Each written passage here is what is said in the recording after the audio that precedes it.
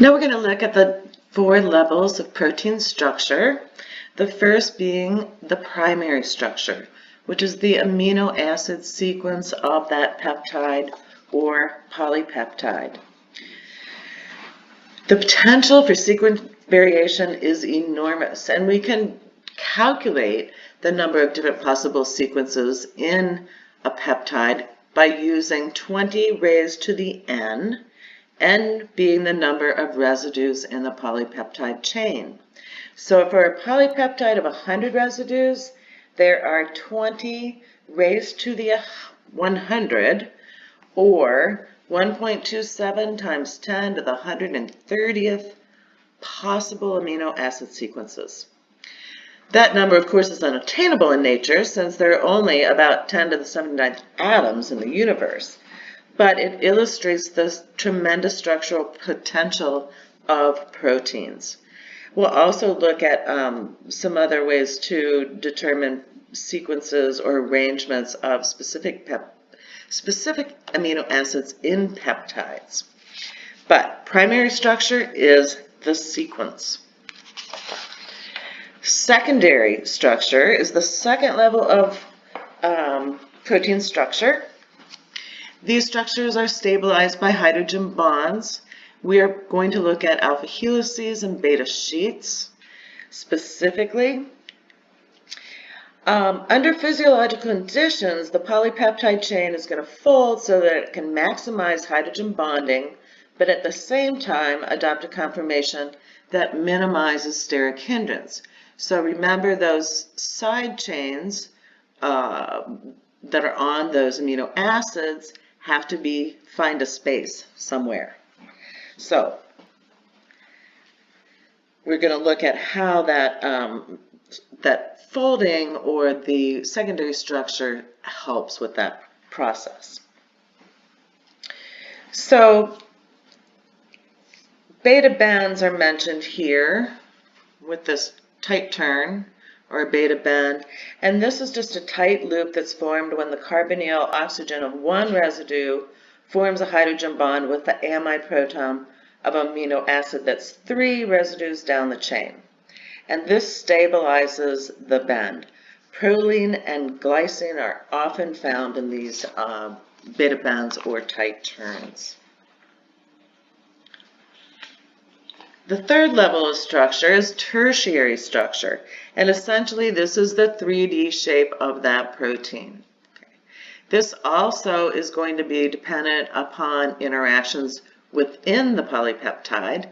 We have seen the formation of disulfide bonds, so we're going to see disulfide bonds, salt bridges. These are going to be interactions with positive and negative charges on the side chains, more hydrogen bonds, and also those hydrophobic interactions and weak van der Waal or London forces.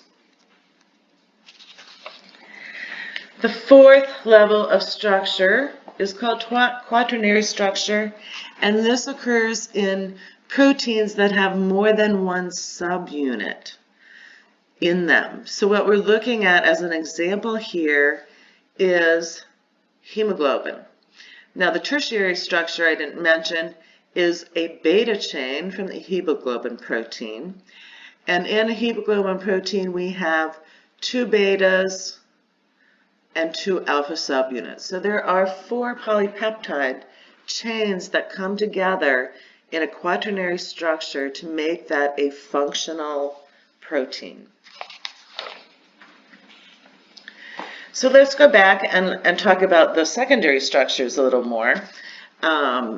These are 2 representations. This is the representation of an alpha helix.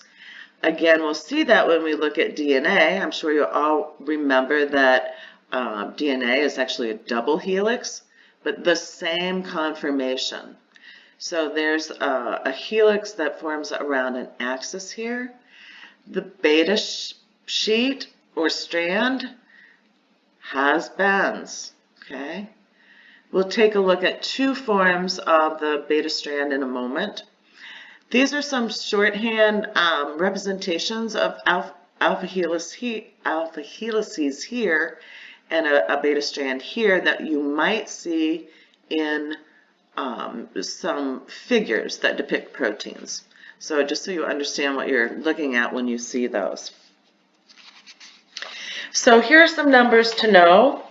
The alpha helix was discovered by Linus Pauling in 1951 through model building. He also elucidated the structure of beta sheets in a similar manner. Most alpha helices are 10 to 12 residues long, or in other words, contain 10 to 12 amino acids.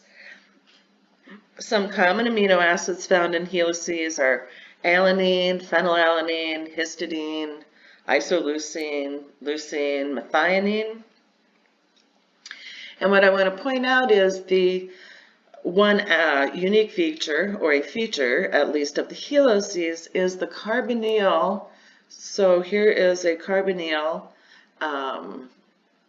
group. So here's our alpha carbon, here's our carbonyl, and then the amino group of the next amino acid. That carbonyl oxygen of each residue forms a hydrogen bond with the backbone amino residue 4 residues ahead. So this carbonyl group is hydrogen bonding with this amino group that is 4 residues ahead of it. Side chains are going to be oriented outward or projecting outwards to avoid that steric hindrance with the backbone and each other for that matter. So what are some other features here? The other thing I want to point out, and it's not actually labeled here, but this is the amino group at the front or the beginning of this strand, and this is the carbonyl group. So when we describe polypeptides, we read them from left to right, and when we write them, we begin with the amino group and end with the carbonyl group at the end. So this is the beginning of that polypeptide, the amino group, or the N-terminus as we call it, and this is the C-term, or the end of that polypeptide chain. So, residues per turn, there are 3.6. There is a rise per residue of 1.5 angstroms. You don't need to know the rise or the pitch, but you do need to know that there are 3.6 residues per turn, and that the backbone loop is closed by hydrogen bonds that contain 13 atoms, essentially. So that is the alpha helix. Now here are the two forms of beta sheets. One is anti-parallel, one is parallel, and again, Linus Pauling elucidated these structures. The anti-parallel beta sheet has like a rippled appearance to it. And so how are these different? So if you look at this top strand, we'll see that it is running from N terminal to C terminal. So this has been flipped. This one runs from N, whoops, where's my N? N to C. So they're running anti-parallel of one another, and we see hydrogen bonding between the two chains that are running in opposite directions. Compare that to the hydrogen bonding that you see in parallel beta sheets. So in this case, both of our sheets are running in the same direction, N to C here, N to C here, and this is the pattern for hydrogen bonding in this structure. So how many polypeptide chains can make up a beta sheet? Anywhere from 2 to 22 polypeptide strands. Average is 6. So the average number of strands in either a beta sheet, whether it's anti-parallel or parallel, is 6. And they contain, on average, about 15 residues. So there are a number of ways that one might see a protein visual or described visually. You might see the backbone only, and we'll see some examples of this. Backbone plus side chains, ribbon structures. We'll definitely look at ribbon structures. They tell us a little more about the components of the secondary structure, and of course space-filling models. Remember, each of these is an abstraction. It doesn't really give us the whole picture, but as close as we can get in some cases. So we have 3 of those examples here. This is just the backbone only. This is a molecule called chymotrypsin, and actually we'll be working with some chymotrypsin. And these are all globular. Well, they're all the same thing. They're just the same.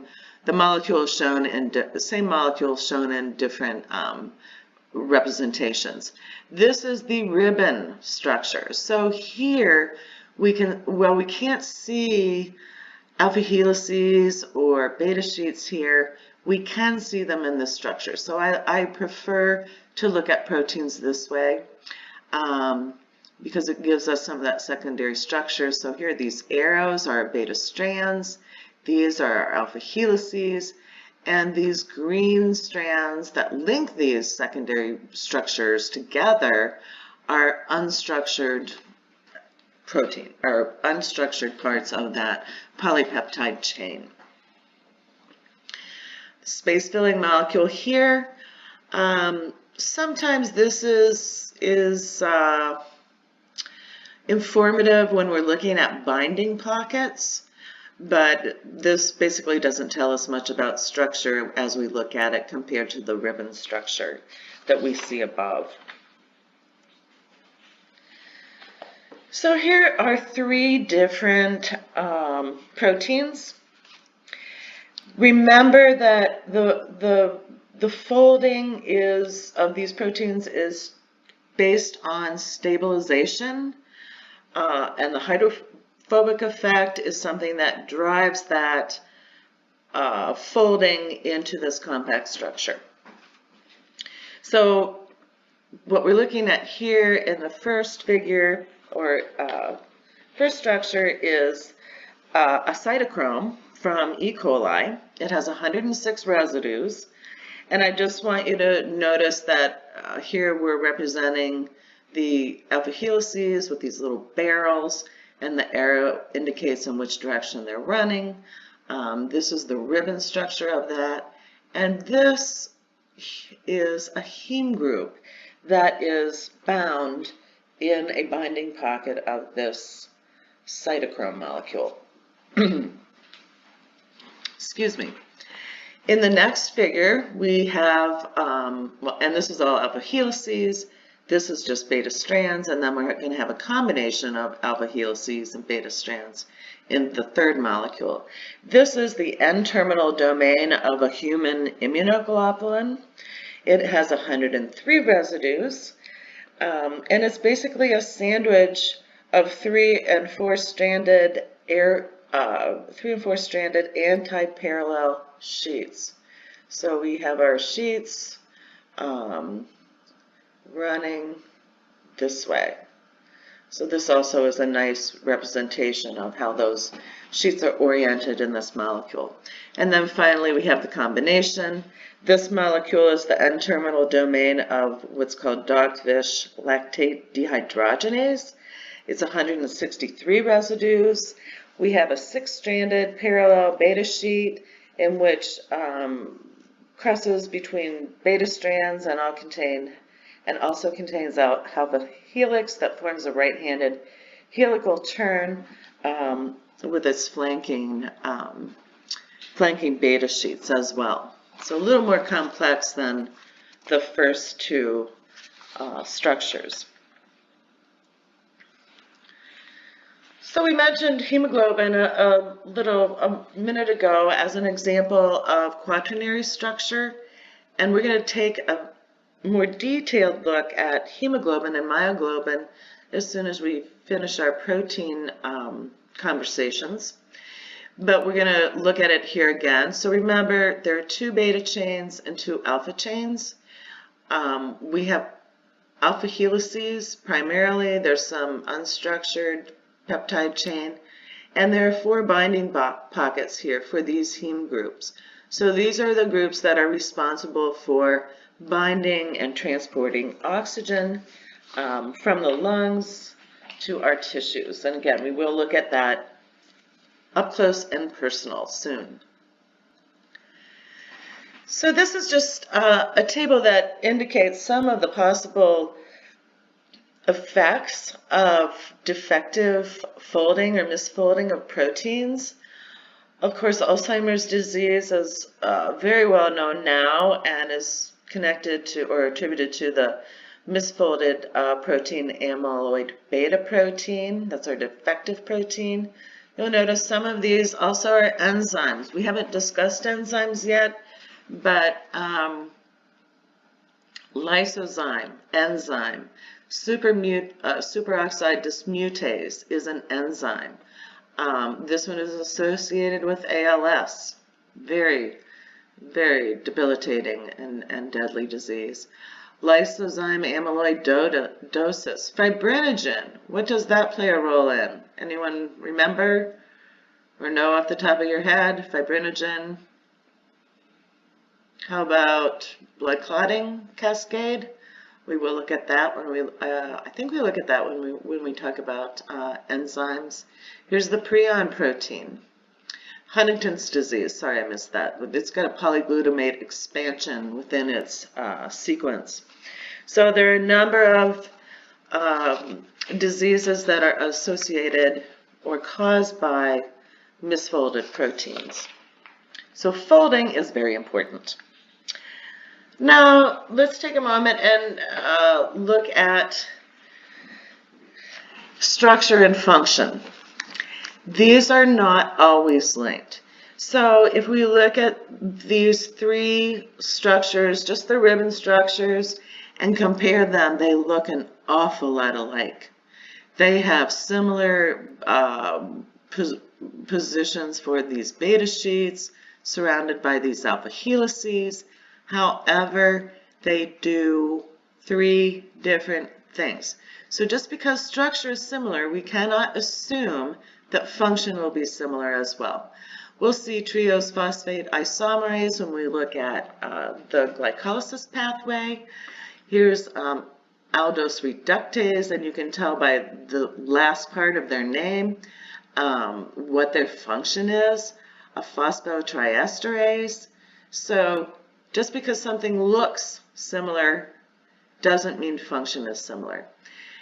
On the other end of the spectrum, we have two proteins with similar function but very different structures. These are both aminotransferases. So we'll see these when we look at translation. So these are going to play a role in translation and delivering amino acids to the ribosomes, or at least onto the appropriate delivery system to get them there. But both transferases, but if you look at their structures, you'd never guess that they had similar functions. So one other thing I want to mention before we end this particular discussion, and that is denaturation of a protein. If we denature a protein, we lose function and structure. That structure is responsible for function, and when we disrupt the structure, we're going to disrupt our function. Good example of denaturation you might see when you fry yourself an egg on Saturday morning. That egg white protein was predominantly ovalbumin protein, but you've got that gelatinous clear white. When you break that shell open and when you put it in that hot pan, it turns white, and what that is the denaturation of that albumin protein. So our secondary Tertiary and quaternary structures arise from weak non-covalent forces. So even though hydrogen bonds are strong, they're easily broken by chemical means and heat. So we are going to actually be taking advantage of that when we look at the processes for analyzing the sequence or the primary structure of polypeptides and peptides. So we can denature proteins with heat, chemical treatment, acid-base treatment, organic solvents, detergents. It's really going to depend upon what type of protein it is we're looking at.